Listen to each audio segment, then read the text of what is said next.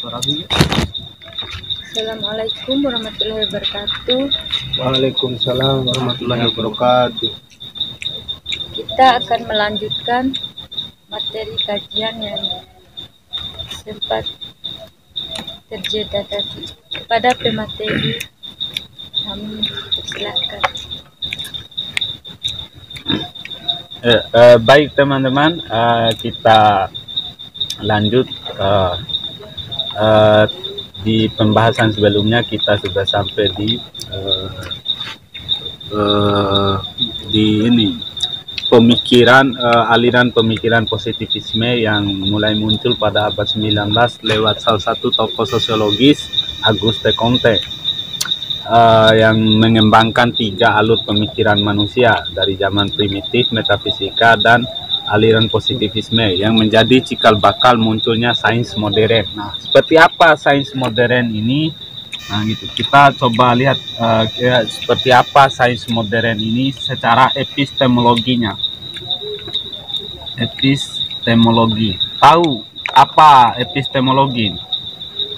Sumber pengetahuan. Epistemologi ini dia bicara bagaimana mendapatkan pengetahuan atau yang Anda kenal dengan sumber pengetahuan manusia seperti apa, gitu. Maka sains modern secara epistemologi itu dia bicara begini, bahwa dalam pikiran atau dalam pemahaman sains modern, epistemologi yang dipakai itu adalah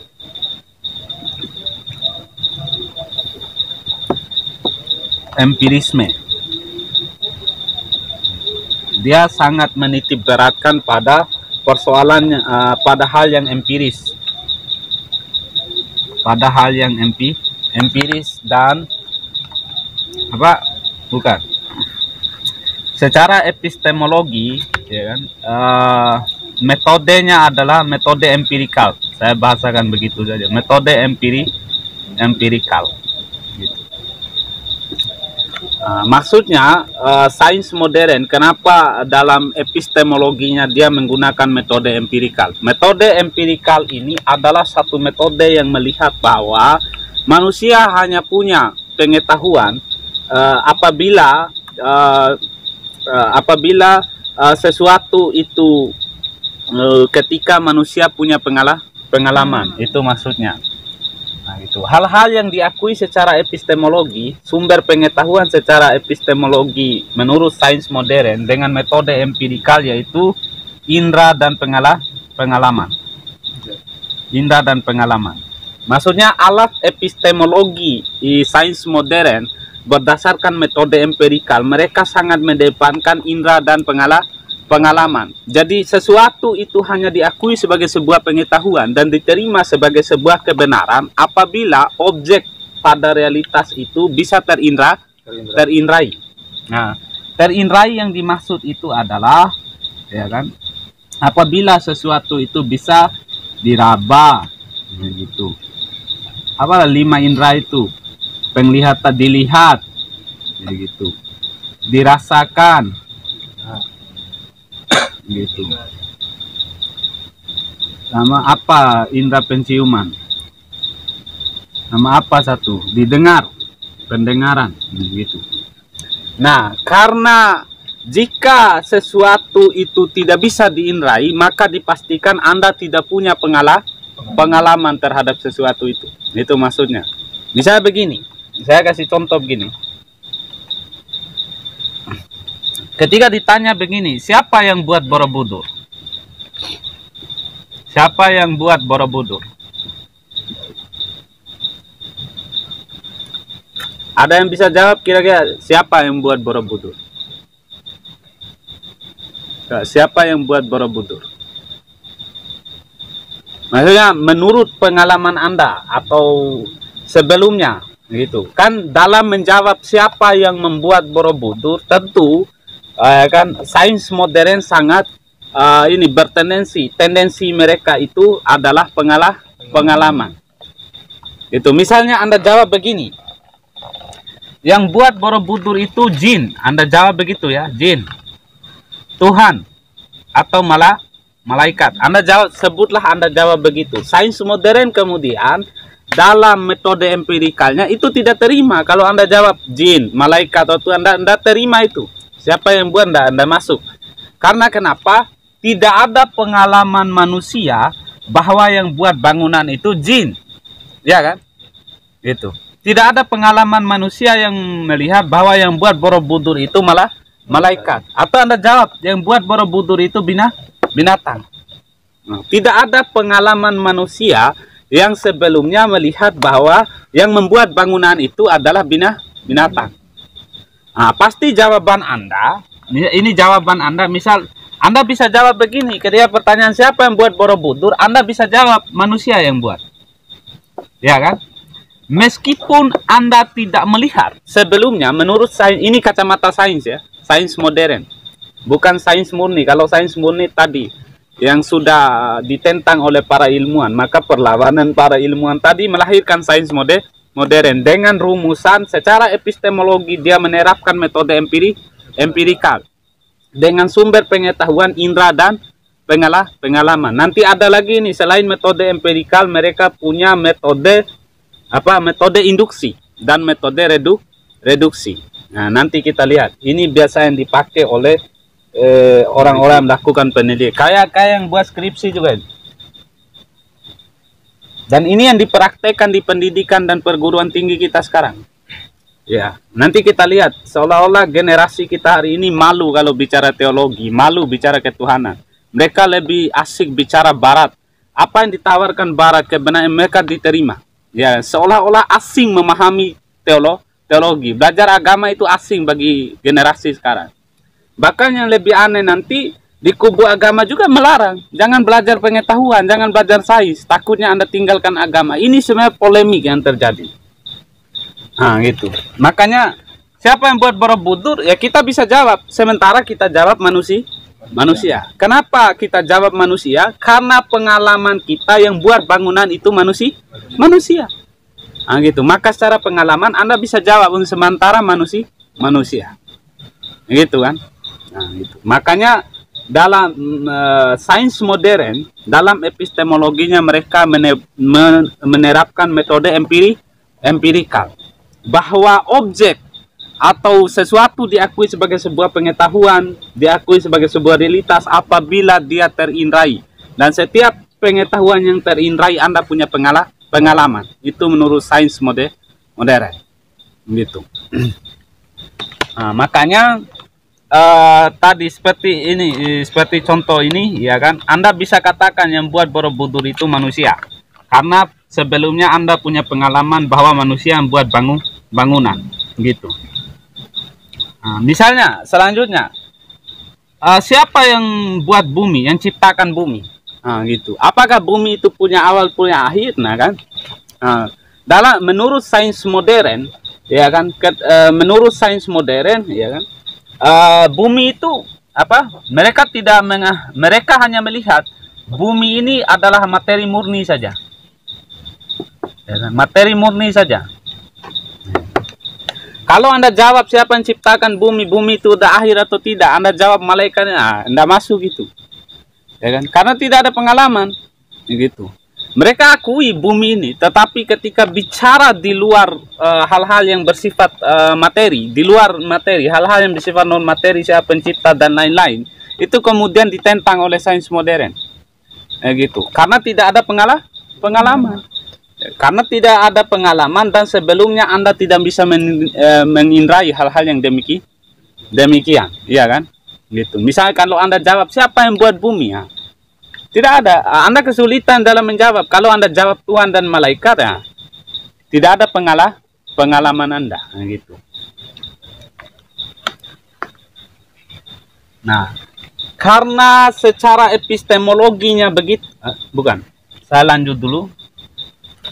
Di metode yang kedua, secara epistemologi ada yang namanya metode induksi. Metode induksi. Gitu. Metode induksi ini adalah metode percobaan, coba-coba. Sehingga dalam metode induksi ada yang disebut eksperimen. Ya kan? di eksperimen ini harus ditempuh dengan metode observasi dan ini penarikan kesimpulan. Jadi sebelum Anda melakukan kesimpulan atau menetapkan satu hasil eksperimen, Anda harus melakukan observasi. Ini metodenya juga, metode induksi. Nah, begini, sains modern dalam merumuskan sesuatu untuk diakui sebagai sebuah kebenaran dalam ilmu pengetahuan, makanya mereka menggunakan metode kedua, metode induksi, gitu. Bahwa Anda misalnya begini, dalam metode misal begini, kenapa orang diare? Misal ini pertanyaan loh, kenapa orang diare? Nah, orang diare. Nah, misal dijawab, jawabannya begini.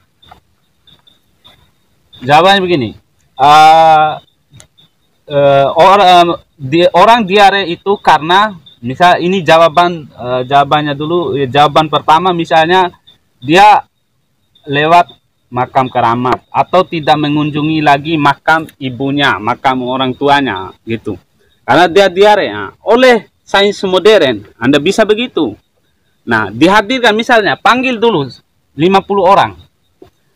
Suruh jalan semua di depan makam keramat. Ternyata tidak diare. Disimpulkan, nah, ternyata penyebab diare itu bukan karena makam keramat, gitu.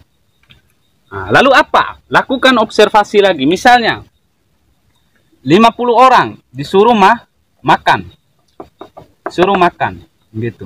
Disuruh dibagi dua, misal 25 orang disuruh makan makanan yang baru disaji, yang kedua makan makanan basi. Nah, baru orang diare itu didapati bahwa yang makan makanan basi itu diare, begitu.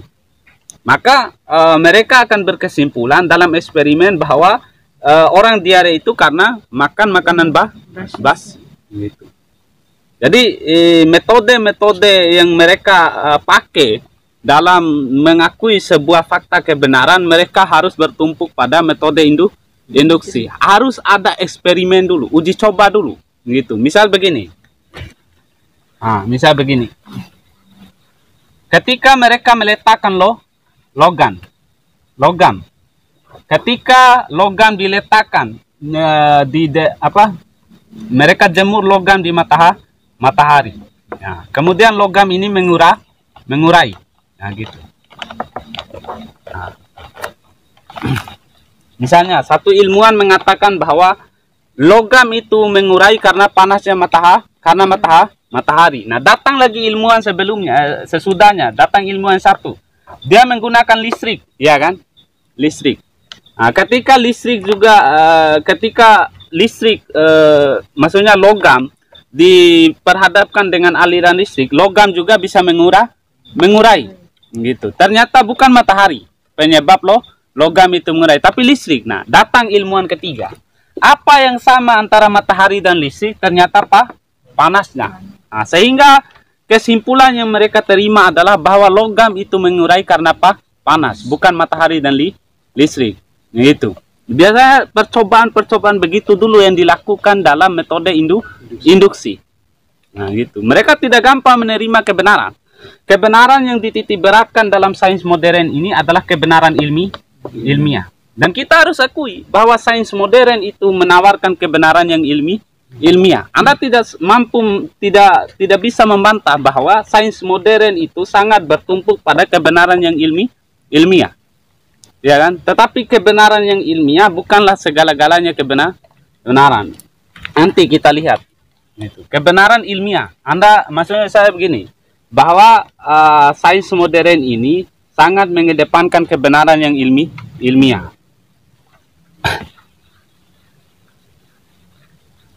Nah, di metode ketiga ada yang namanya metode reduksi.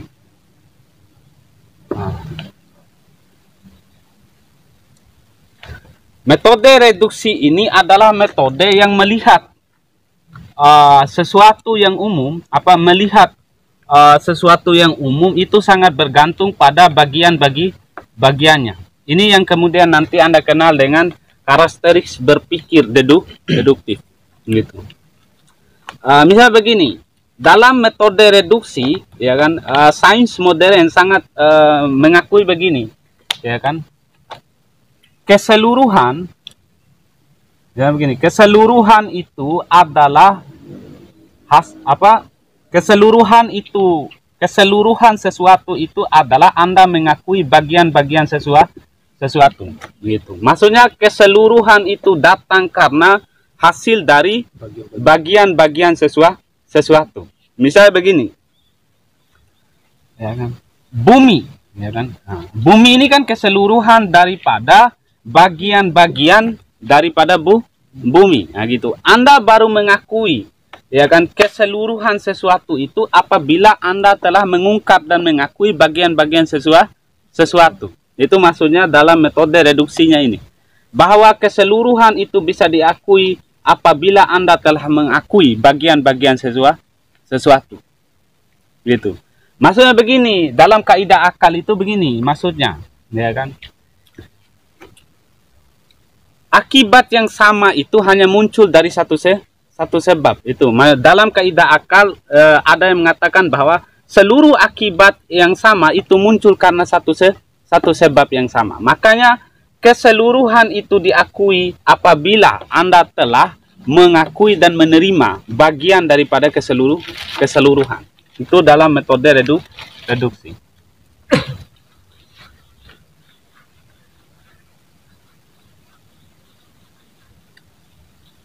Nah,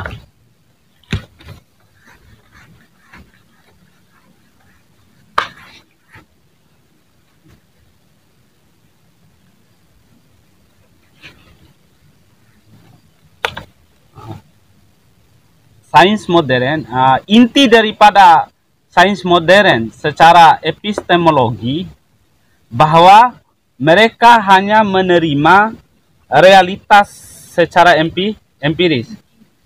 Maksudnya yang diakui sebagai sebuah realitas itu hanyalah sesuatu yang empiris. Itu intinya. Bahwa kacamata pengetahuan sains modern itu adalah indera dan pengalaman. Maka secara tidak langsung, secara ontologi sains modern hanya mengakui realitas materi. Hanya realitas materi atau hal yang empiris.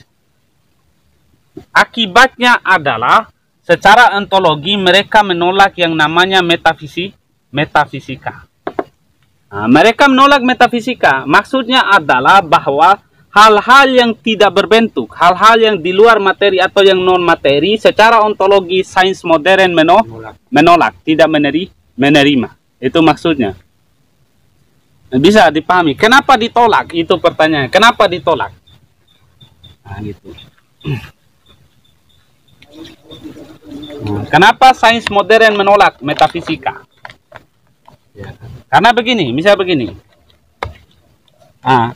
Karena atau metafisika lah atau teologi.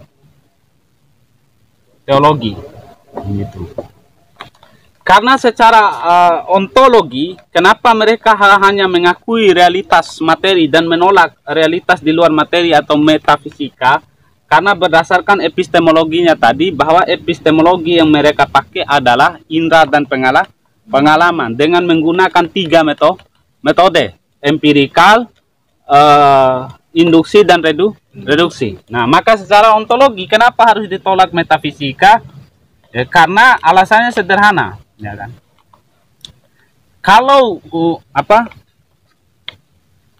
alasannya sederhana bahwa tidak ada hal-hal yang metafisika, hal-hal yang bersifat metafisika itu tidak bisa diindrai, tidak bisa terindrai dan tidak memungkinkan manusia punya pengalaman. Maksudnya tidak memungkinkan bagi manusia untuk punya pengalaman. Gitu. Di sisi lain, misalnya saya kasih contoh gini, kenapa mereka menolak metafisika atau menolak agama? Gini.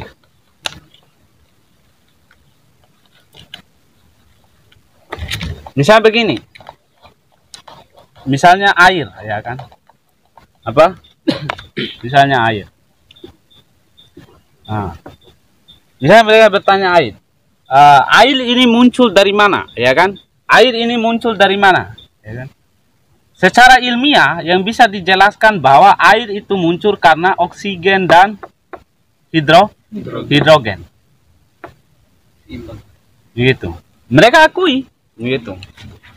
Tetapi persoalan air ini dari mana? Misalnya air ini malaikat, ini dari Tuhan, gitu. Misal air ini dari mana? Gitu. Ketika Anda jawab air ini dari mana, misal Anda jawab malaikat atau Anda jawab Tuhan. Nah, menurut sains, ya kan, Anda menjawab air itu dari malaikat itu karena subjektivitas agama saja.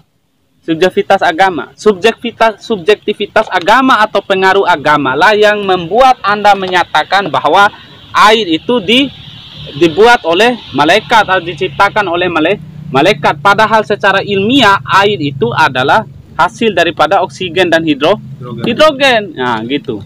Makanya unsur metafisika itu tidak diterima. Di lain sisi, ya kan, jika unsur metafisika ini dimasukkan dalam sains, maka sains itu akan terhambat. Sains tidak akan berkembang. Kenapa tidak berkembang? Ya kan, kenapa sains tidak bisa berkembang? Karena dalam perkembangan sains nanti, biarlah objek itu secara murni itu berkembang dengan sendirinya, tanpa subjektivitas manusia, tanpa agama sekalipun itu tidak boleh mengintervensi. Kalau diintervensi oleh subjektivitas, oleh ideologi atau oleh agama sekalipun, maka sains itu tidak berkembang. Karena pengetahuan yang akan mengikuti pikiran sains itu adalah pikiran agama, maka akan terhambat sains itu berkembang. Makanya mereka menolak metafisika. Itu.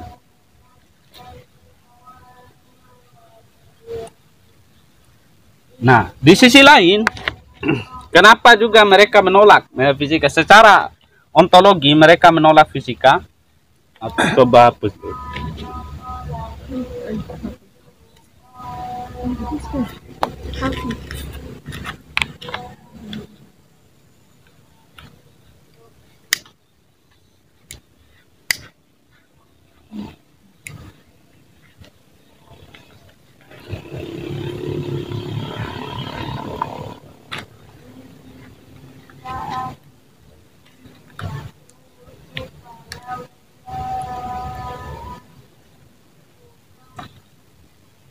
Kenapa mereka menolak metafisika? Gitu. Atau menolak agama lah, ya gitu. Ya, kenapa kemudian mereka menolak metafisika atau teologi atau agama? Gitu. Dulu, gitu. Misalnya dalam kepercayaan mitologi Yunani,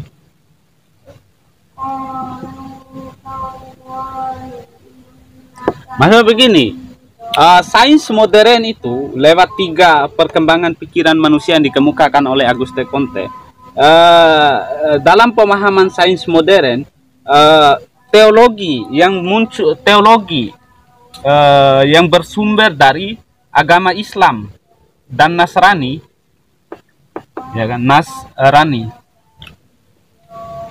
Nah, ini ada cerita loh, kenapa sains modern itu menolak metafisika, menolak agama gitu, karena begini,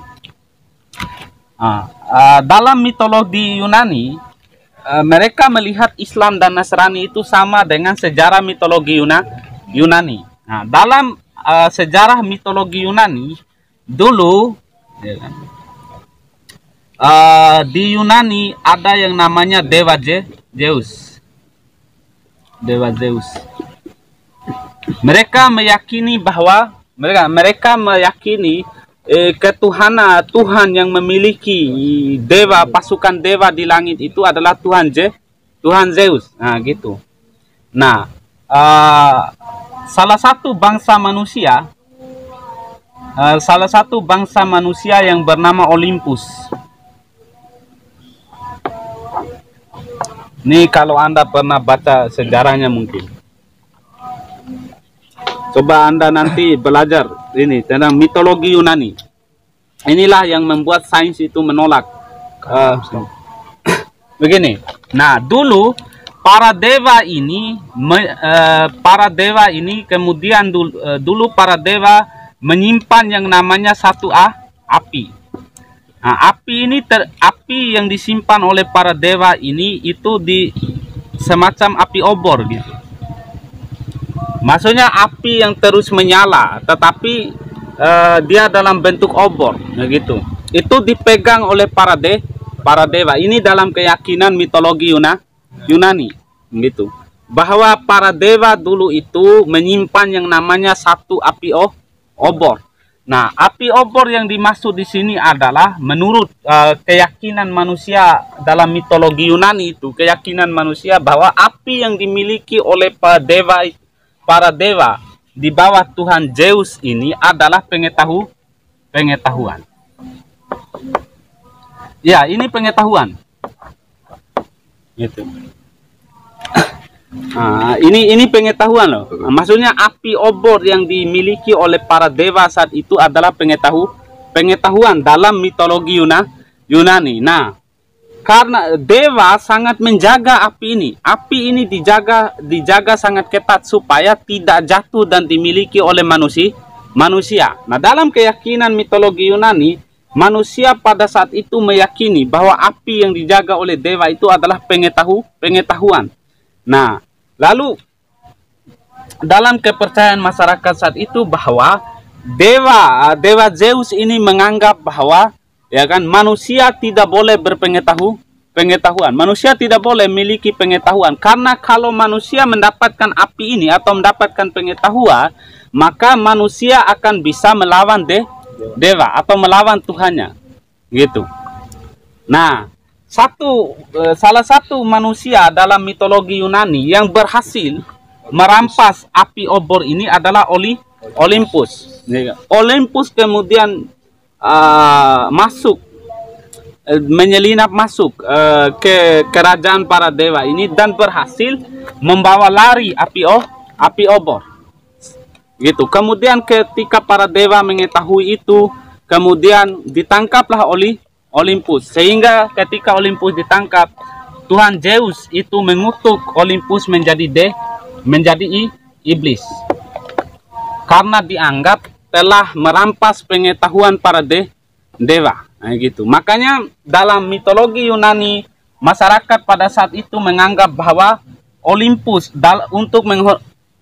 untuk menghormati Olympus yang telah berhasil merampas pengetahuan dari para dewa sehingga manusia memiliki pengetahuan. Maka dalam mitologi Yunani, Olympus ini dikenang dengan satu perayaan Olimpiade.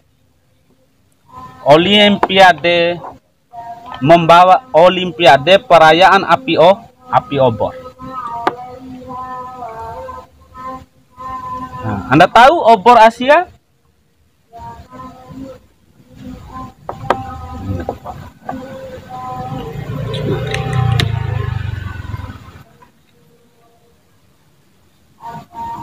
Nah, kenapa muncul Olimpiade? Nah, sebenarnya ini sejarah bagaimana Olimpiade itu muncul. Olimpiade itu muncul dengan simbol api obor. Api obor itu yang sudah masuk di Asia itu, sebenarnya itu sesungguhnya adalah upacara atau penghargaan untuk memperingati jasanya Olympus yang telah berhasil merebut api obor atau pengetahuan dari dewa Zeus yang dikutuk menjadi iblis karena telah mencuri pengetahuan dari manusia. Itu dalam mitologi Yunani. Dan sekarang Olimpiade sudah mendunia. Bahkan api obor itu telah mendunia, bahkan dijadikan sebagai salah satu simbol penyelenggara di Asia, obor Asia. Sungguhnya kita mengikuti ini, ya kan, mitologi Yunani dalam memperingati perjuangan Olympus. Gitu.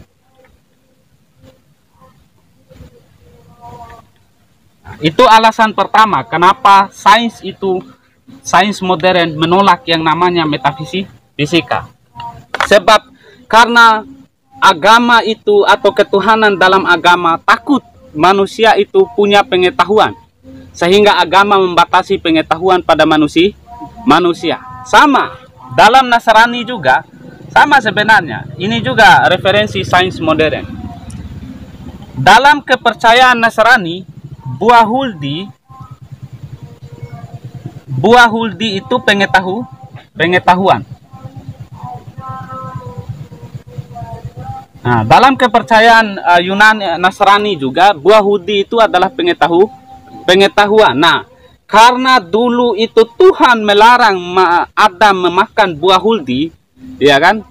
Karena Tuhan melarang Adam memakan buah huldi. Dalam keyakinan Nasrani ini, buah huldi itu adalah pengetahuan. Nah, kenapa Tuhan melarang Adam memakan buah huldi? Karena Tuhan takut Adam itu menjadi abadi dan kekal dan memiliki semua pengetahuan di surga, ya kan?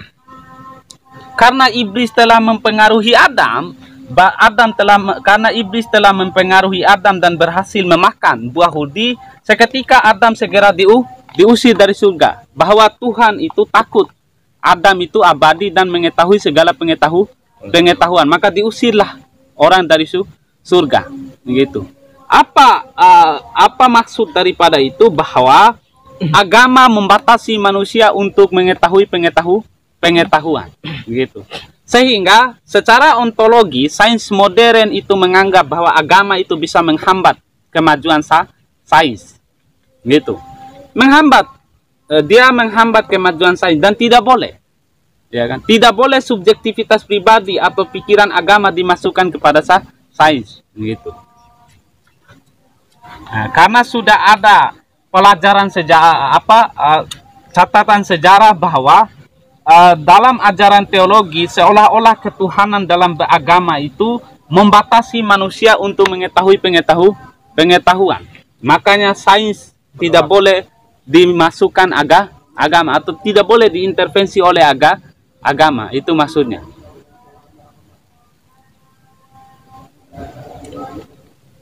Sama begini, saya kasih contoh satu lagi. Manusia. Nah, ya manusia ini. Gini. Menurut sains modern, manusia ini tersusun dari organ-organ tubuh. Ya kan? Organ tubuh. Nah, gitu. Sains modern tidak mengakui bahwa manusia itu punya jiwa. Bagi sains modern, bagi sains tidak ada jiwa dalam diri manusia. Yang ada adalah materi murni, materi tidak ada jiwa, begitu. Kenapa manusia mengatakan bahwa ada jiwa pada diri manusia? Itu karena dipengaruhi oleh pikiran agama, sehingga Anda mengatakan bahwa pada manusia ada jiwa, gitu. Tidak ada. Salah satu dokter bedah pernah mengatakan begini. Salah satu dokter bedah dunia pernah melakukan eksperimen, bahkan pernah diuji coba ya di Eropa dulu. Orang mau buat manusia. Orang mau mengetahui apa yang terjadi dalam kubur. Nah, gitu. Ini dokter bedah. Dokter bedah, spesialis bedah pernah mengatakan begini. Selama saya membedah manusia, saya tidak pernah menemukan jiwa. Saya hanya temukan jantung, darah, paru-paru, tidak ada jiwa. Jiwa itu baru diakui apabila jiwa itu bisa dikeker dengan teleskop atau bisa disenter dengan alat. Tetapi sejauh penelitian sains modern tidak pernah menemukan jiwa. Bahkan di bedah manusia itu mereka hanya temukan jantung, ya kan, darah, tidak ada jiwa. Kenapa ada jiwa dalam pemahaman manusia? Itu karena dipengaruhi oleh pikiran agama. Biarkanlah sains berjalan secara murni, biarkan sains berjalan secara objektif, menjadi kebenaran ilmiah, ya kan? Tidak boleh dimasukkan agama, ya gitu. Makanya itu juga alasan. Makanya sains harus berjalan murni, tanpa harus diintervensi, dimasukkan oleh subjektivitas apapun. Nah, sekarang misal Anda bisa lihat, misal di generasi kita ini, apa efek yang muncul karena sains modern? Apa efek kira-kira yang muncul? Efek yang muncul secara ontologi adalah efek yang muncul secara ontologi karena pandangan sains modern secara ontologis seperti demikian tadi, efek yang muncul adalah sekularisme. Sekularisme ini dibagi menjadi dua, ya kan? Sekularisme radikal dan sekularisme agama, gitu.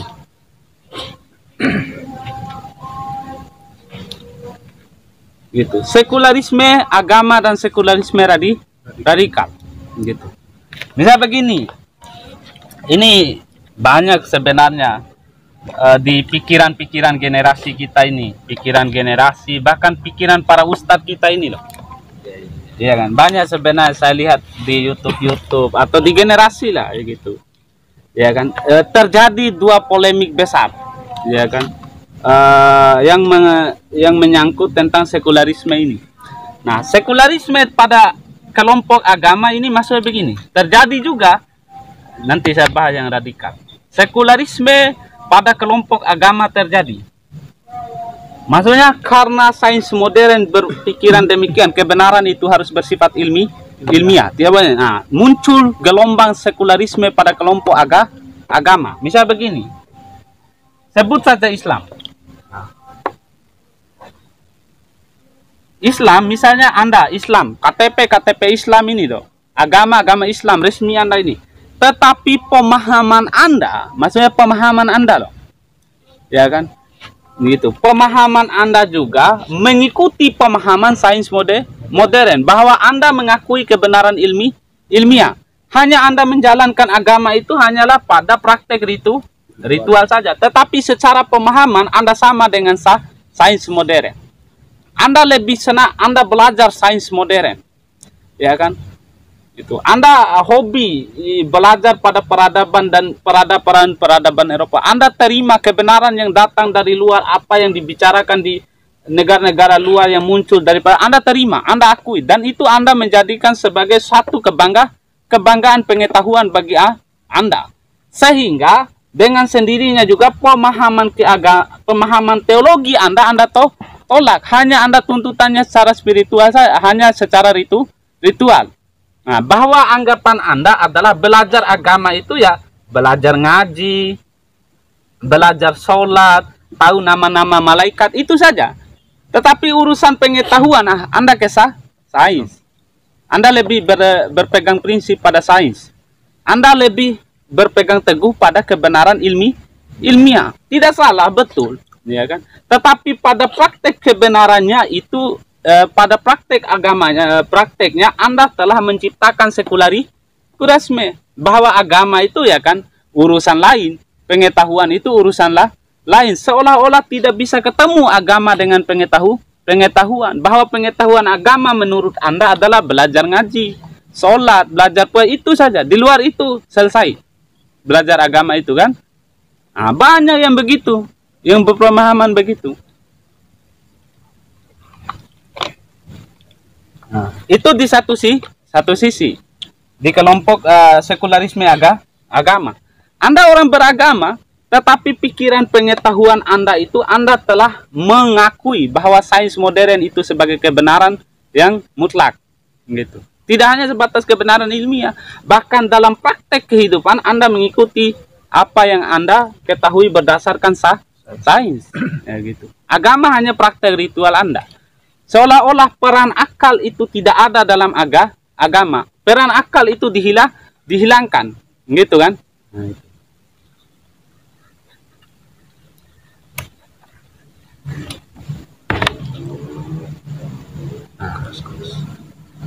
Di sekularisme radikal yang paling bahaya.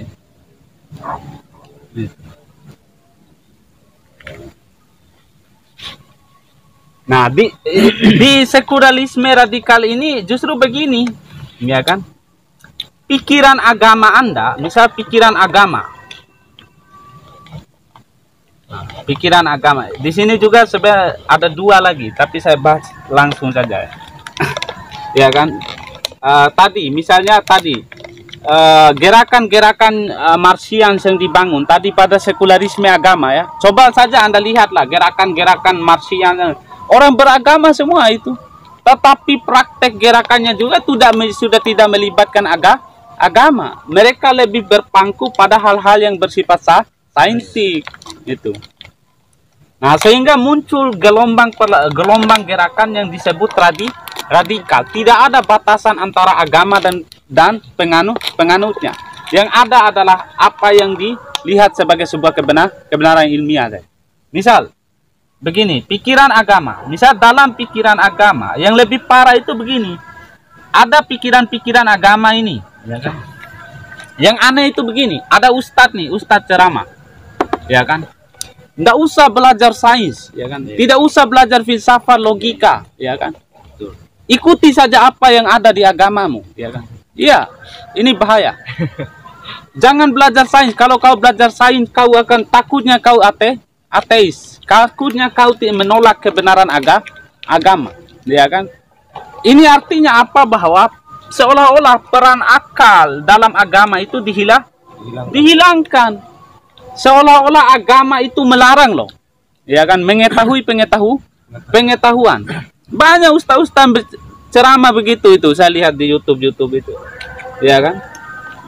Seolah-olah wahyu dan akal itu bertentangan, tidak ada titik ketemu, ya gitu. Padahal saya lihat tidak ada sebenarnya dalam Al-Quran baik hadis itu atau wahyu itu sendiri yang melarang menggunakan akal dalam agama. Iya, ada nggak misalnya wahyu yang mengatakan bahwa kita tidak boleh menggunakan akal dalam agama? Ada nggak wahyunya? Nah, justru kan kita menemukan banyak yang menyuruh kita menggunakan akal, gitu. Seandainya ada wahyu yang mengatakan bahwa kita tidak boleh menggunakan akal dalam agama.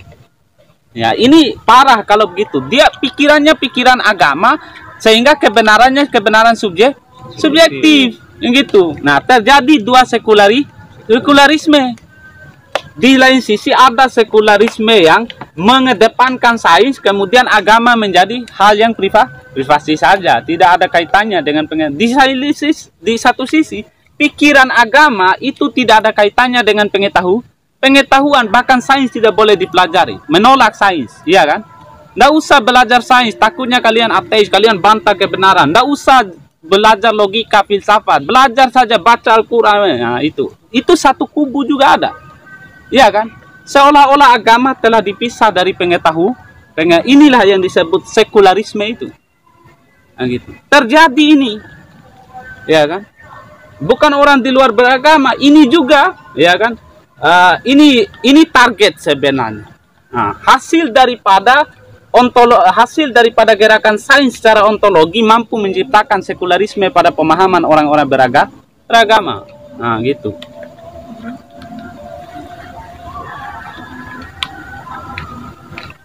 Atau ada yang mau bertanya dulu lah sebelum saya lanjut ke bagaimana secara ontologinya Anda sudah tahu begitu. Nah, sains modern secara aksiologinya bagaimana?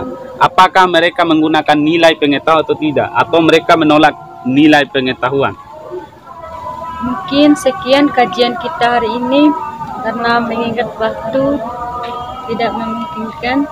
Lebih dan kurangnya saya mohon maaf.